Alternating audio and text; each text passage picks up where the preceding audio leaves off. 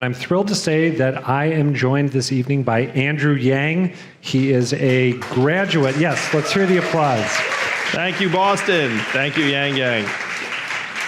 He is, as many of you out there know, a graduate of Brown and Columbia Universities. In the past, he's been an attorney, an entrepreneur, and a philanthropist, and now he just happens to be a candidate for the Democratic presidential nomination, which is why he's here tonight. Thank you for being here. It's great to be here. Thanks for having me, Adam.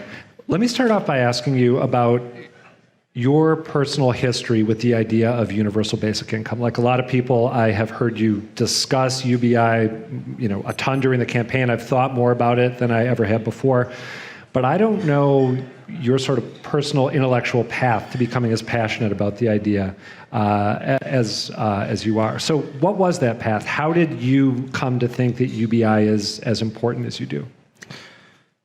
In 2009, in the aftermath of the financial crisis that devastated so many communities, I thought that I had some insight as to why that had happened, because a lot of the people I'd gone to Exeter and Brown and Columbia with had gone to Wall Street, and some of them had even come up with the exotic financial instruments that had helped crash the economy.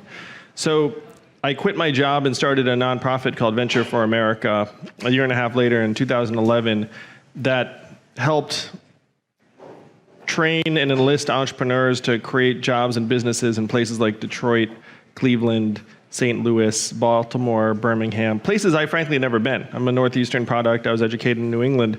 And I was blown away by the disparities between Michigan and Manhattan, or St. Louis and San Francisco, where you feel like you're traversing dimensions or decades or ways of life.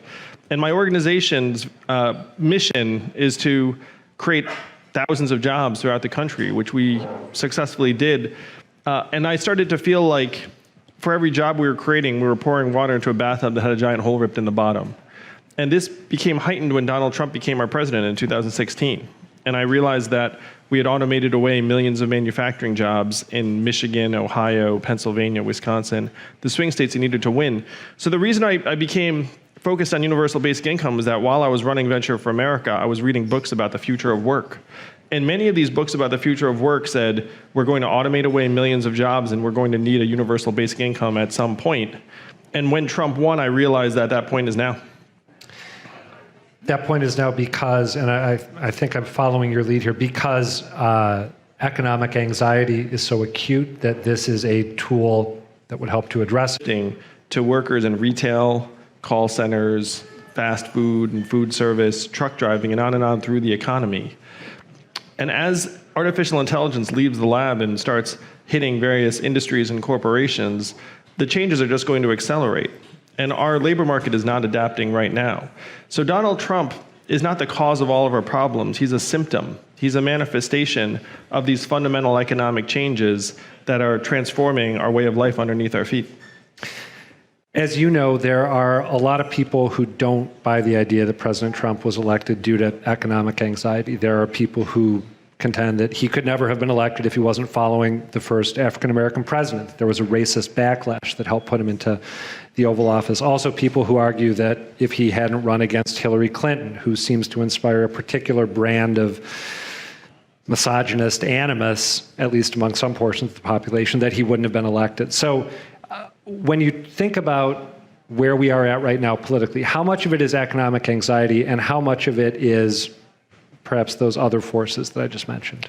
I'd say two things. Number one, if you dig into the voter data district by district, there's a straight line up between the adoption of industrial automation in that voting district and the movement towards Donald Trump. If a manufacturing plant closes and people lose their jobs, that voting area goes from blue to red very, very quickly. And that's straight out of the numbers. The second thing is that economic anxiety actually underpins a lot of the cultural issues you're talking about. If you have a child who's born in the 1990s, there's only a 50-50 chance that your child's going to have a better life than you did. In the 1940s, that was a 93% chance. So let's say you're the parent of a child that has an unclear future and you become anxious and uncertain about it, and then someone comes on your TV screen and says, hey, these people are to blame, then all of a sudden you're much more receptive to that kind of terrible leadership than you would have been if you felt great about your kid's prospects. You're reminding me of a cartoon that I think you retweeted at some point where there's a kind of a classic stereotypical blue-collar worker sitting with a robot, and the robot says something about, I'm afraid that an immigrant's going to steal my job or something like that, right? Do you know what I'm talking about? Yeah, here? and then the robot's like, don't worry about it. Okay, that's right. Thank you. I want to get some Facebook questions in here. And by the way, please do keep those coming. I have a zillion things I'd like to ask Andrew. There is not enough time for all of my questions, but we'd like to get as many of yours as we can into the mix. So, who's going to pay for the universal basic income plan, asks John on Facebook. Well, if you look up, you have Amazon, this trillion-dollar tech company that's closing 30% of America's stores and malls. Being a retail worker is the most common job in most of the country. The average retail worker is a 39-year-old woman making between $9 and $10 an hour. And how much is Amazon paying in taxes even while it's soaking up $20 billion in business every single year? Zero. That is the math. That is why everyone's looking around wondering where the money is going.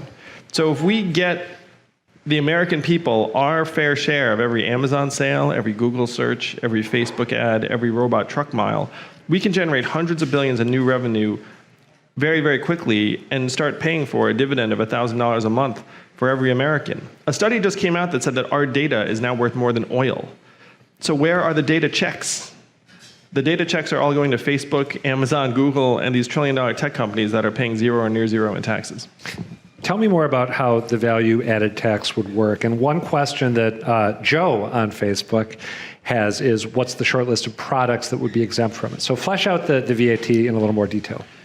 So other countries have figured this out. They looked up and said it's unacceptable for a trillion-dollar company to pay zero in taxes, so they have a value-added tax in place that gives the public a tiny slice. And the great thing about a value-added tax is you can ratchet it up slightly on luxury goods, let's call them yachts, and you can have a lower rate or even exempt consumer staples, let's call them diapers. We can make choices that actually mitigate the impact on the consumer goods that we buy every single day and then ramp them up for luxury goods for the people that can most afford them. Now, am I right that your projection of how UBI would be implemented so that every adult got $1,000 a month, it relies on some optimistic assumptions about economic growth, right, that would be unleashed by UBI?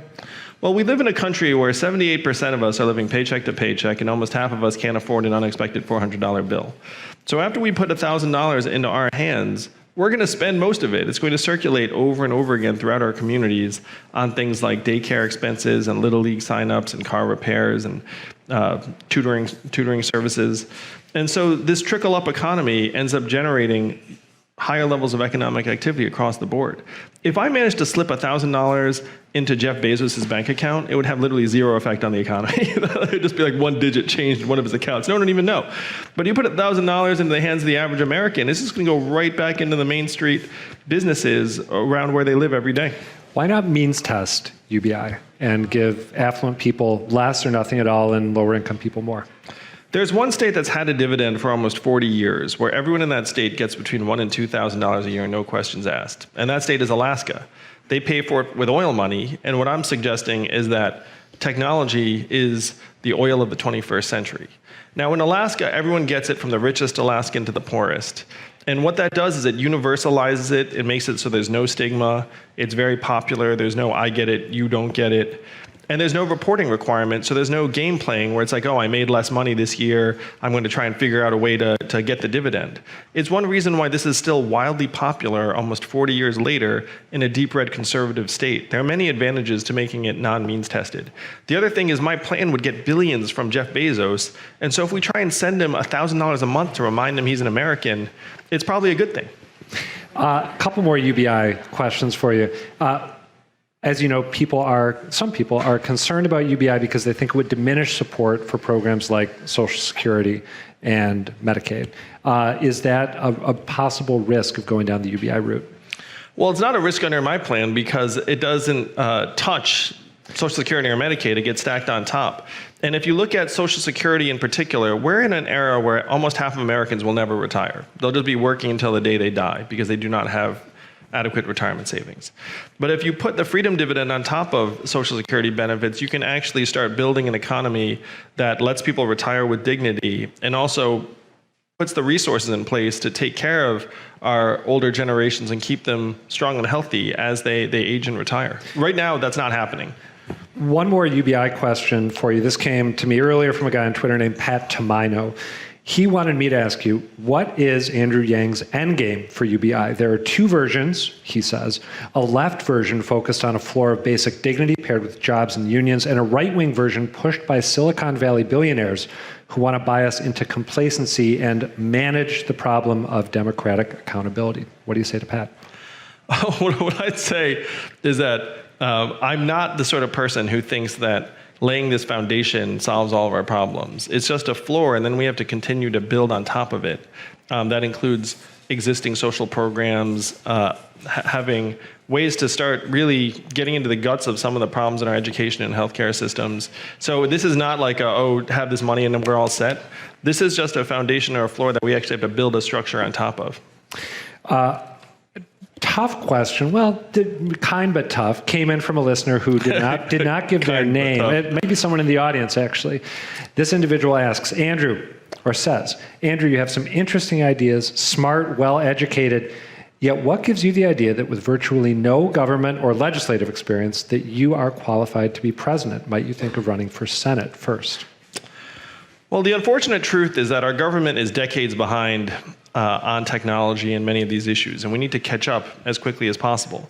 I am not someone who would ever say, you have to come in and run government like a business, because they're very, very different things, and that would make no sense. Government service is actually much closer to what I did when I started and ran a national nonprofit, where you have thousands of constituents. You need to galvanize energy around a vision and then try and lead people in that direction through their own self-interest, really, very oftentimes. So that's the way I would lead as president.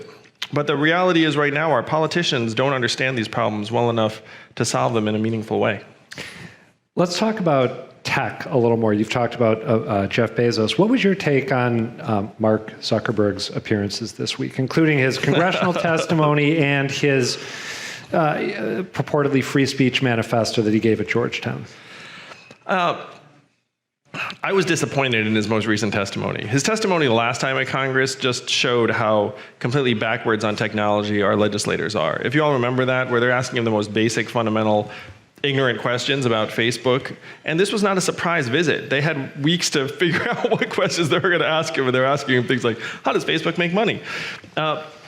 This latest testimony was disappointing because, to me, Facebook needs to start taking accountability for some of the messaging on their platform. Saying like, hey, let voters figure it out is ridiculous. It's like you're a voter, you're just sitting there, your Facebook feed, and if we're getting fed misinformation, what are we going to do? Fact check everything in our feed? Like, we don't have time for that stuff.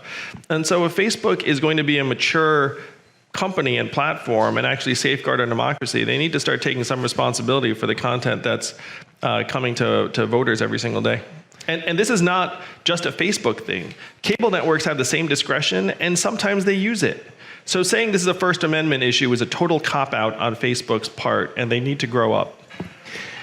I, as someone who has publicly been very critical of Zuckerberg, I applaud those comments because I felt like he was sort of trying to paint what he's been doing as honorable, as opposed to admitting he doesn't want to take full responsibility. It is disappointing. Like, I do believe that he's got positive intentions, but this is the wrong approach. You mentioned, or you stated that our data is now worth more than oil. Before we talk about the implications, what's the backup for that claim? Well, the funny thing is that you make that claim and then you try and dig into the data, the data on data, and it's actually hard to unearth just how much money the tech companies are making off of our backs, because they sell and resell our data over and over again, and we don't know what's going on. And again, this is an instance where we are totally outgunned. Saying that we are somehow going to police our own data is ridiculous. So as president, one of my top priorities will be to say, look, our data should be ours as a property right. And if we decide to loan it to these tech companies for convenience and for these services, it should still be ours. You have to tell us what you're doing with it, whether it's getting sold and resold. If you're making money off it, we should know about that and get some of the money. And if we decide to change our preferences at some point, then you have to let us do that. It's not like you have our data in perpetuity. And if we do this, then we're going to know exactly how much they're making on us. But I've talked to people who are in the data selling and reselling business, and they're saying in some cases, it's thousands of dollars per user. Is that something that could be done retroactively, giving people ownership of and control over the way their data was used? Or would it have to be sort of a front, from here on out, here's how it's going to work? But those of us who've just given our stuff to Facebook are out of luck. Oh, you could 100% make it retroactive because Facebook has all this historical data from us that you could say, look, this data has always been ours just because we haven't really been policing it as much as we should have been. It was new to all of us, but now we understand what the consequences are. And I'm just like all of you. How many of you have actually read the I agree and consent language on those agreements before hitting the button? No one. Like, you'd have to be, like, I went to law school. I don't read those things. No one's going to read them. So we are completely outgunned, and we need our government to come in and be an adequate counterweight to say, look, at this point, if we don't take control of our data, it's literally going to erode human agency because these tech companies know us better than our family members know us. And we think we'll be making choices, but in reality, they will have fed us like dozens of prompts that will then push our behavior in a particular direction. Just a reminder that you are watching Andrew Yang coming to you from the Boston Public Library as part of WGBH News's Digital Town Hall series. Please send your questions in on Facebook. I will try to get to as many as I can. That said, there's a large backup now, so I'm going to throw a few at you really quickly. Would you consider... Lightning round. Would you consider mental health parity as part of your Medicare for All plan?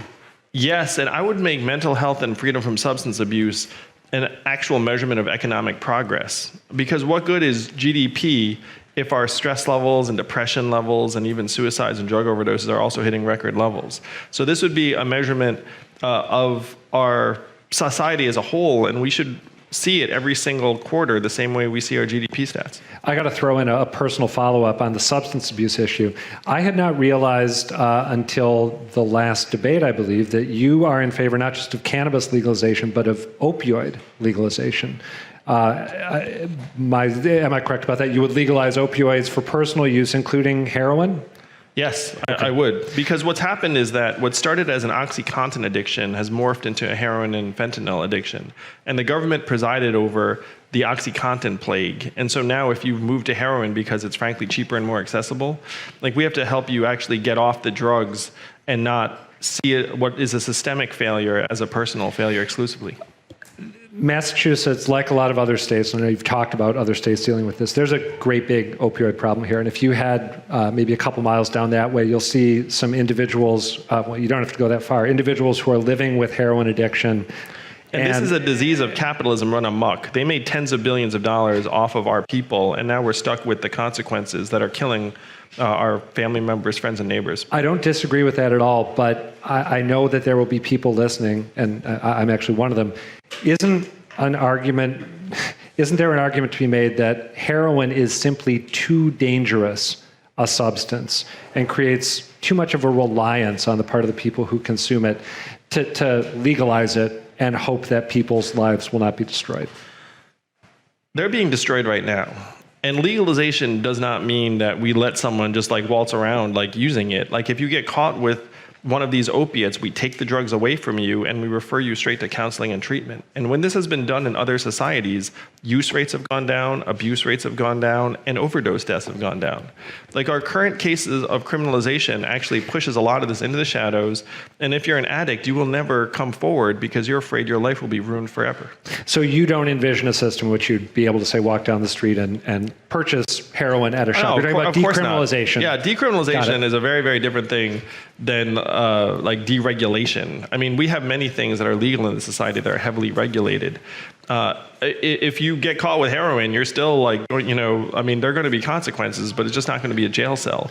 Because I talked to an EMT in New Hampshire who says that he saves the same addicts over and over again.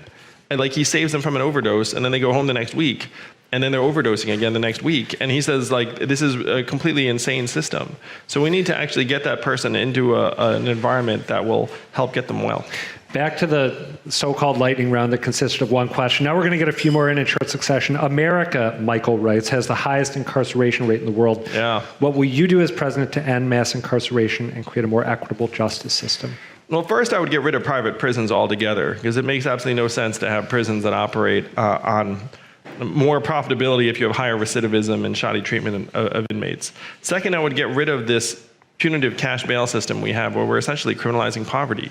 There are tens of thousands of Americans who are in jail just because they couldn't afford bail. That is nuts. The third thing is to have a system that actually tries to drive rehabilitation instead of just pure punishment. And I will say, I talked to a corrections officer in New Hampshire who said, we should pay people to stay out of jail because it's so expensive when they're in jail. Imagine coming out of jail and having $1,000 a month to your name immediately when you came out. Then the odds of your staying out of jail shoot up. This is the kind of investment we need to make in our people. It'll actually save us money. A carrot, not a stick.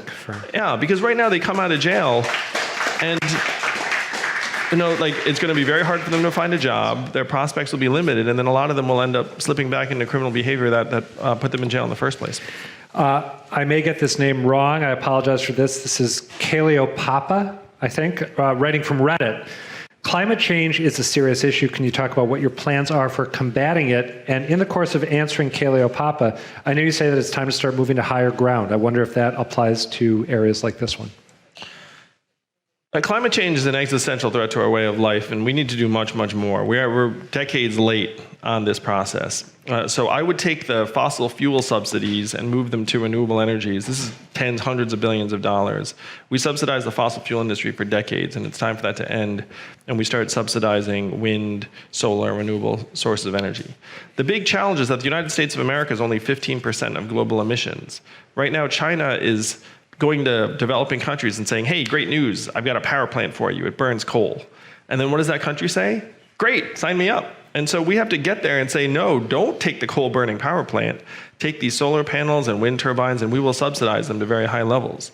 We need to start protecting our communities and people. I was just in New Hampshire and they are already having buildings flood regularly that were not flooding years ago. They lost a multi-million-dollar shrimping business in Portsmouth that went to zero because the water got warmer. So we need to start making our communities more resilient. And putting money into our hands will actually protect the people who get hurt the most when there's a natural disaster, because we all know it's poor people and people of color who don't have adequate shelter or vehicles they can get into to drive to safety. So there are big steps we have to take. There's a plan on my website that's literally 50 pages long. I would also advocate a constitutional amendment to say that safeguarding our environment should be a generational responsibility of the United States government. Are there areas that are occupied right now where people simply should not be living in 50 years? Well, the fact is there are climate refugees in the United States of America right now. We resettled a town in Louisiana that became uninhabitable because of water levels. So we need to face facts about certain areas becoming less and less hospitable for Americans and have incentives in place to try and get people to relocate. This is not a country where we're going to show up and be like, hey, we're going to move this town, unless there are very dramatic circumstances. But we do have to try and create incentives so that people start migrating out of places that we know are going to be harder and harder hit over time. Unnamed individual, I think, inside the library writes, do you consider yourself a humanist? If so, how does that affect your policy choices? Also, what's your moon sign? By moon sign, you mean zodiac, right? No. I don't even know what a moon sign is, so. Oh, wow. That goes to show.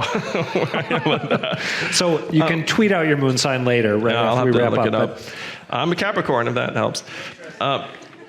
I would consider myself a humanist in that we have to start trying to make this society work better for us, like the people of this nation. And right now, we're all inputs into this giant capital efficiency machine that is turning on more and more of us. And one of the things I say is look, when the robot trucks come in 5 to 10 years, it doesn't matter if you're a really hardworking, conscientious truck driver or a not so conscientious truck driver. The robot truck's better than both of you. And so pretending that we're in this meritocracy is going to turn on more and more of us over time, and we have to evolve and get our heads up. And I think that's a deeply humanist approach. Okay, hopefully that answers that individual's question. What can Bostonians do to help your campaign? An unidentified viewer asks. Join Facebook, Twitter, YouTube, Google. Well, thank you for asking that question, unnamed viewer. If you want to help our campaign, find your favorite piece of media or interview or idea or policy and send it to your friends and family. Let them know, look, we can make this happen together if we all come together quickly enough. You're also very proximate to the great state of New Hampshire. And the people in New Hampshire vote before just about anyone else. So if you have friends across the state line, or you even want to take a weekend field trip up there and knock on some doors, if you get one New Hampshire voter to join the Yang Gang, that person is worth their weight in gold. It's just the way our system works, but you are uniquely situated to be able to take advantage of their importance. Just a reminder, you're watching a digital town hall with Democratic presidential candidate Andrew Yang, coming to you from the Boston Public Library via WGBH News. And a reminder to everyone in the audience, feel free to circulate, go get a drink, get some food if you want. But if you're just wrapped What and a great fascinated, studio audience. sit down. Yes, they're hanging on your every word. Yeah, you guys are the best. In, I believe, the most love you recent too. debate, you said, and I'm paraphrasing, but this is pretty close to verbatim, that Russia has meddled in our elections, that we have meddled in other people's elections, and that it was time to send a message that that sort of meddling should stop. That prompted a rebuke from Amy Klobuchar, who said that she doesn't see a moral equivalence between the U.S. and Russia. Do you?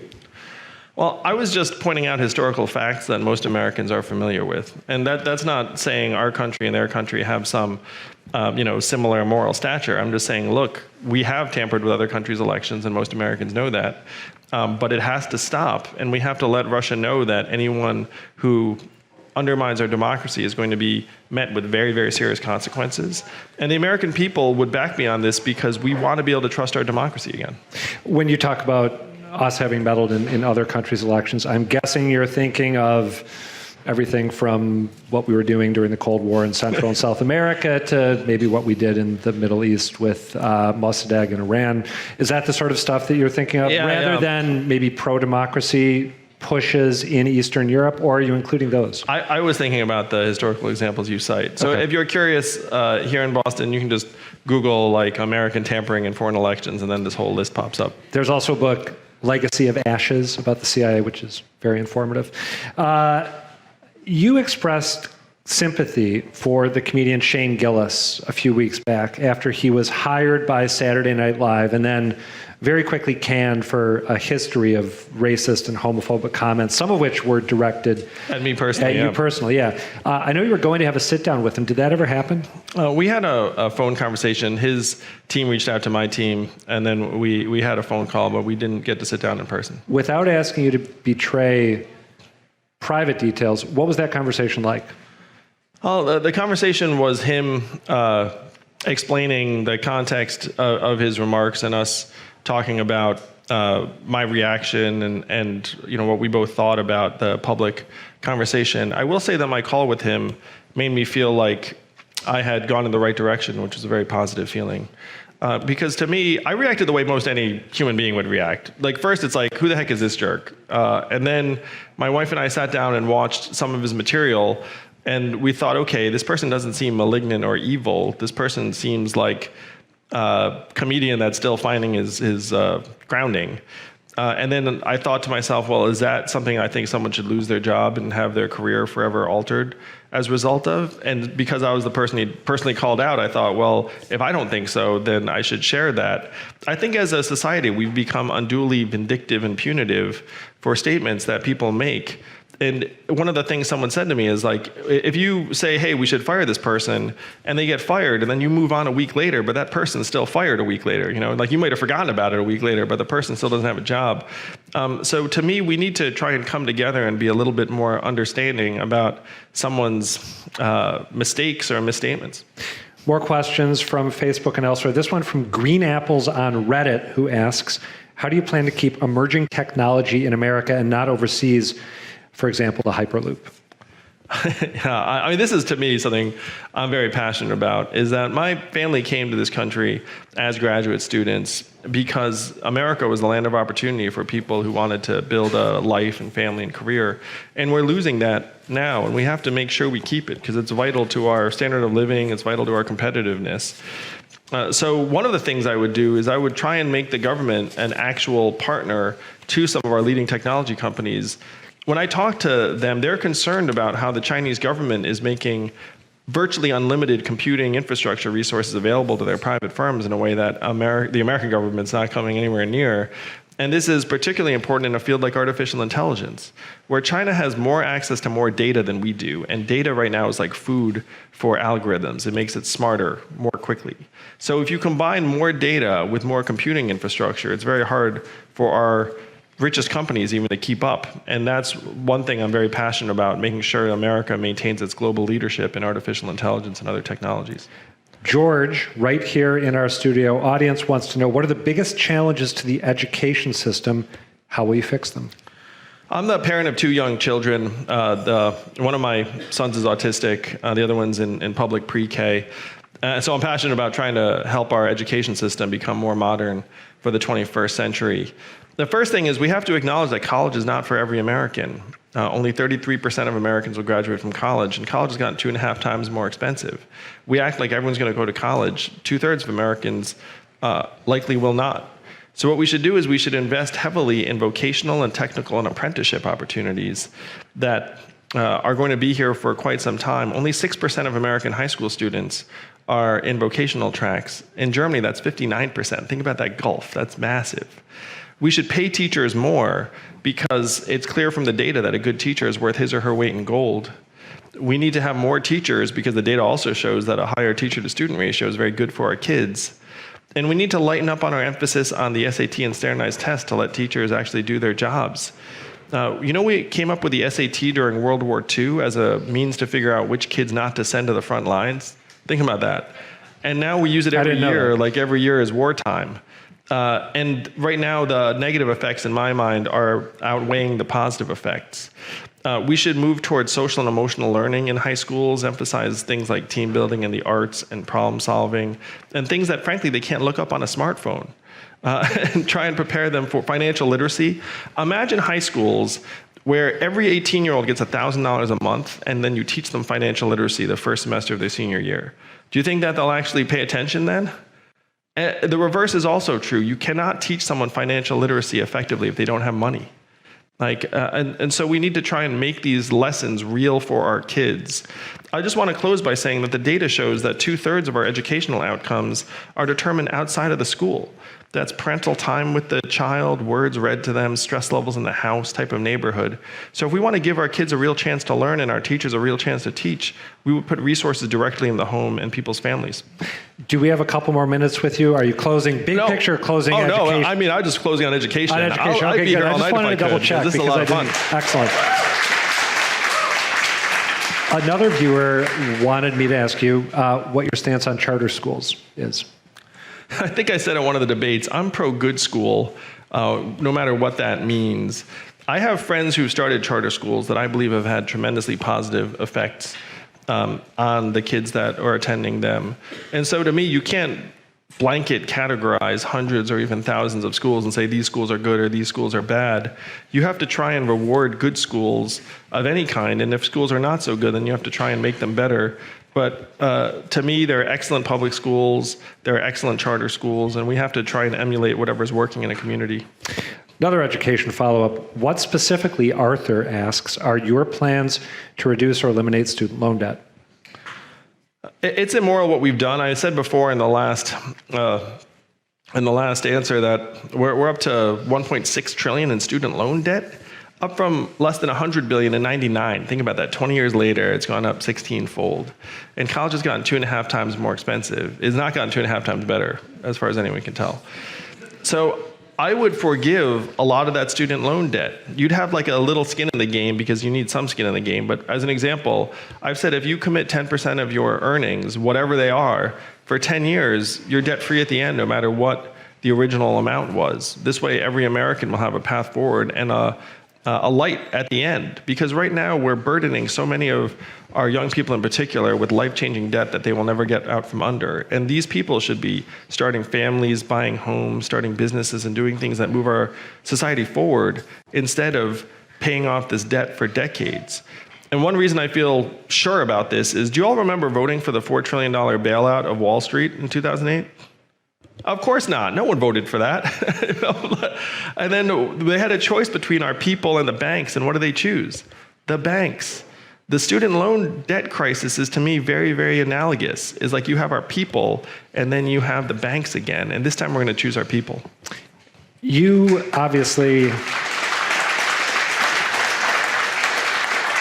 have spoken a lot about and are very passionate about the big economic changes the country is going through at this moment in time.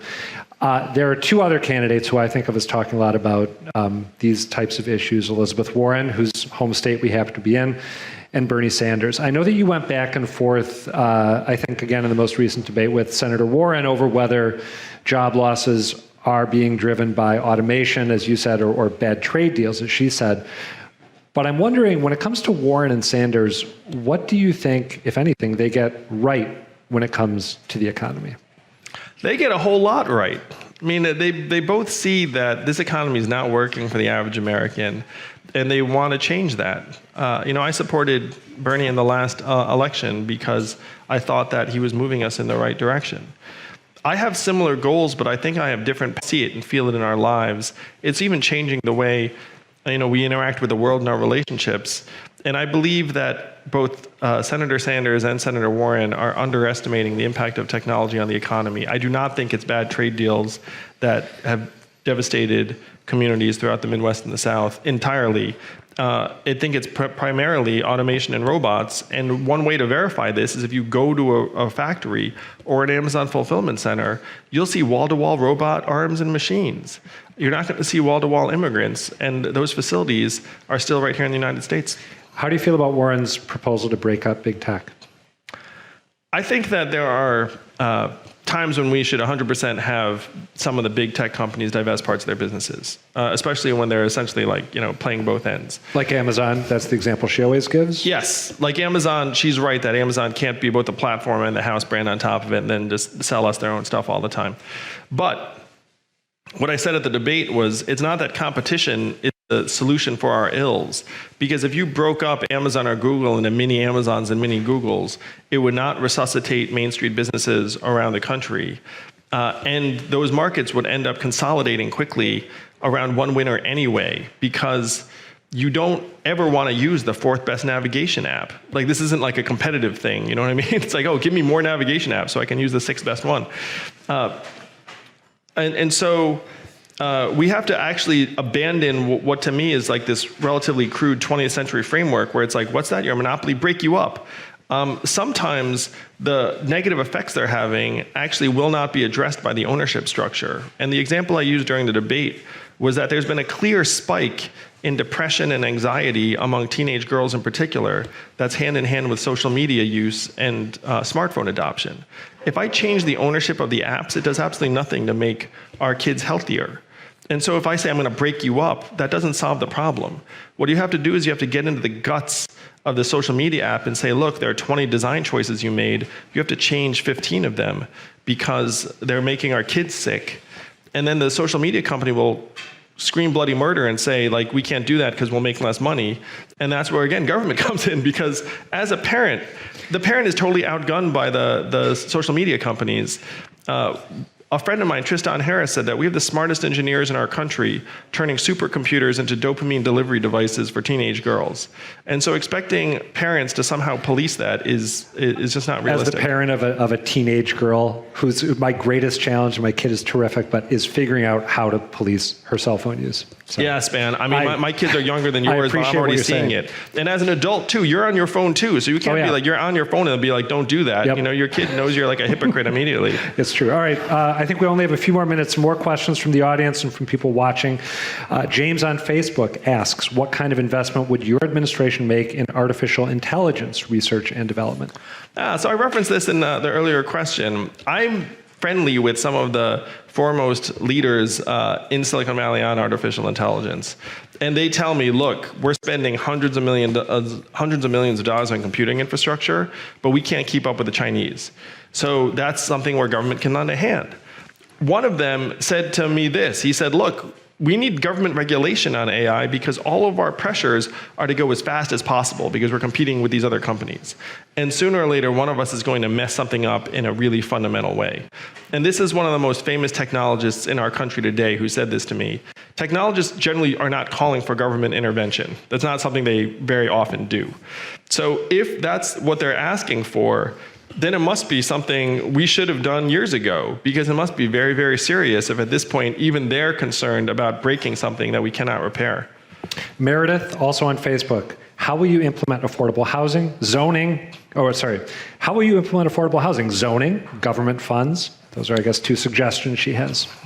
Government funds, 100%. We need to put more incentives in place for communities to develop affordable housing, because there are three things that are breaking Americans' backs right now, particularly here in Boston. I know what you're going through. Housing, healthcare, education. Those are the three things that just keep going up and up in cost, even though your wages stay essentially the same. So to the extent we can put government funds to work to create incentives, we should do that. I'm a huge fan of innovation in housing, which can include micro apartments and communal housing for single moms and other types of family units. A lot of this is on the local level, though, and the federal government should not go in and say, hey, your zoning regs are no good. We have to try and create incentives so that communities that have these NIMBY, not in my backyard regulations, actually can develop affordable housing in a way that keeps your rent under control. And I know what you're going through in Boston. Your rents just keep going up and up and up, and it's insane. You think, well, I'm living a normal life, I have a normal job, why can I not afford normal housing? So we have to help you with that. In the immediate term, $1,000 a month would actually go a long way towards making you all more portable and make the housing market more dynamic. But then we have to put more resources in place and try and help free up resources for affordable housing developments. You want to eliminate, or repeal rather, Citizens United, correct? Oh yeah, that was a terrible decision. My understanding is that you have spoken openly, somewhat favorably, about this new super PAC that is the math super PAC, right? Which Make America Think Harder. Which is interested in supporting you. How do you reconcile those two things? Being anti-Citizens United on the one hand and not telling a product of Citizens United, hey, I really don't want your support. I am so for getting corporate money out of our politics. And my big proposal in this area is to give every citizen 100 democracy dollars that only we could use for campaigns and candidates that would wash out lobbyist cash by a factor of 6 to 1. It's the only way we're going to make our government work for us again and take it back from corporate interests. All of that said, right now we have the system we have, and so if there are private individuals that want to support my campaign, I'm not going to stand here and say they shouldn't do that, because these are bad rules. But if someone's going to use the bad rules we currently have in place, I'd look at that and say it's unfortunate that's the system we're in right now. But I'm not going to, jump up and down and say they can't do that, because, that's the unfortunate reality we live in right now. On your website, in your very robust policy section, you condemn, in no uncertain terms, white nationalism and extremism. But there's this strange affinity that some figures who identify that way seem to have for at least part of your message. Richard Spencer's praised you, Faith Goldie. What do you think it is that they are responding to, and does it make you at all uneasy to get support from people who, many of your other supporters would have distaste for? I was very as surprised as anyone, because I certainly don't exactly look like a spokesperson for. You're not the obvious white nationalist candidate. Yeah, exactly. Yeah. I mean, I'm the son of immigrants. Like the slogan of my campaign is "Humanity First." I think that some of the issues that we're focused on in this campaign are essentially universal, where if you look at the changes in these manufacturing communities, if you get rid of 4 million jobs over a multi-year period, that devastates entire ways of life for an additional millions of Americans. And so I think these issues affect everyone, and that's independent of what kind of background you have or many of the communities that you're living in. So do you think that sort of by expressing sympathy for certain segments of the population that's what elicits this sort of counterintuitive praise? That's the best guess I have. I mean, I remember one time I retweeted a New York Times article on opiate deaths in various communities, and then people took that as some kind of signal, and I was like, it was a New York Times article about opiate. You're talking about high levels of white working class mortality, right? Yeah, I mean, that's just what the subject of the article was, yes. I have a ton more I'd like to ask you. There are more questions that I would love to get to, but unfortunately, I'm being told that we got to wrap up. This was so much fun. So, Andrew Yang, genuinely, I genuinely had a good time. Thank you a ton for being here. It was really a pleasure to talk with you. Thank you, Adam. It was great to be here. Thank you, Boston. Love you. Let's make history together in 2020. We can do it. Thank you to everyone who watched here at the Newsfeed Cafe at the Boston Public Library, everyone who watched at home on whatever outlet you may have happened to watch on. Again, I'm Adam Riley. He, of course, is Andrew Yang. This has been part of the Digital Town Hall series put on by WGBH News and the Boston Public Library. Thanks. Thank you very much. Thank you for watching. We hope you enjoyed. And before we go, I want to give a huge thank you to all of our God tier patrons over on Patreon. We have to start thinking much, much bigger about what we can get done. Where's the money? Where's the money? We have the money. Where's the money? Where's the money? We have the money.